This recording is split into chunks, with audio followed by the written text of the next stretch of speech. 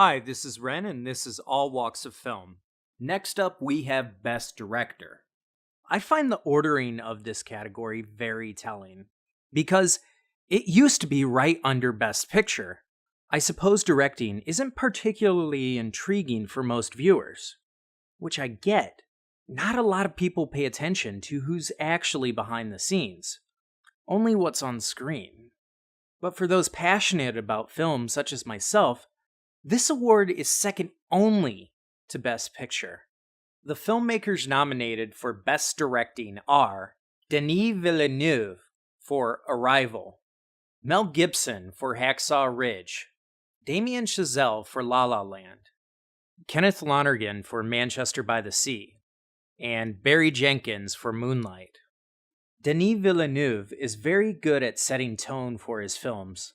He has a very deliberate pace, which either calls for a longer runtime or a tighter cast. This film chose to have the latter, essentially only being about one character, Dr. Louise Banks. Villeneuve seems to be a bit of an Oscar darling over the past several years. Could this be his year to finally take home the award for Best Director? Possibly, since the Oscars tend to give people awards if they think they've been nominated so many times that they deserve the eventual closure. I was really surprised to see Mel Gibson be nominated for anything after becoming a bit of a pariah after his whole meltdown where he was saying horribly racist things to his ex-wife, as well as just being out of the spotlight. Such a nomination is a sign that Hollywood is poised to redeem him. However, given the current political climate, I doubt the Academy would let someone who had a history of racist and anti-Semitic rants actually win.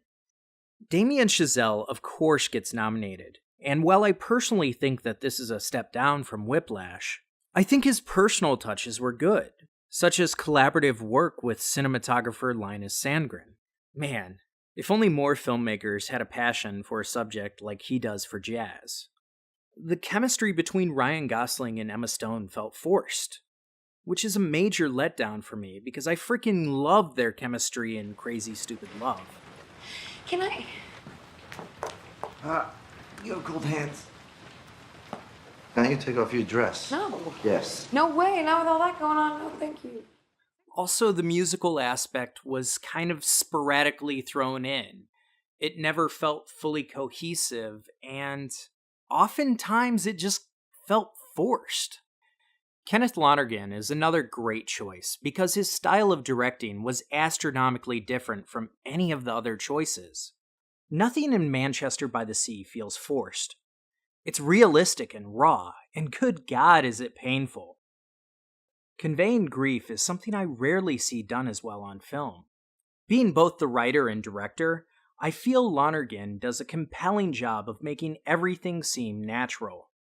Also, instead of getting wrapped up in plot, he lets his characters breathe, incrementally revealing truths about them, so their motivations are never unbelievable. And lastly, we have Moonlight. Moonlight was an incredibly directed film. What really stands out is the blocking.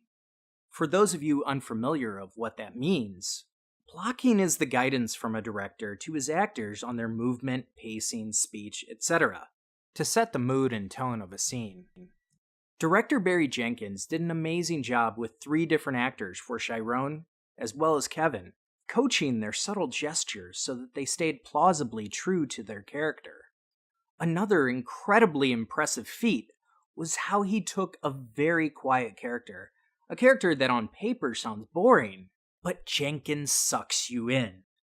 His style of directing doesn't feel very American, and from my research on him, he did nothing but watch foreign films for a year to try to find his personal directorial voice, which took a lot of inspiration from acclaimed Hong Kong director Wong Kar-wai. Overall, I'm placing my money on a long shot. Barry Jenkins for Moonlight. Over the past couple years, Best Picture and Director have been split, so I think this year will be no exception. While I'm pretty sure La La Land will take home Best Picture, I doubt it will win both awards.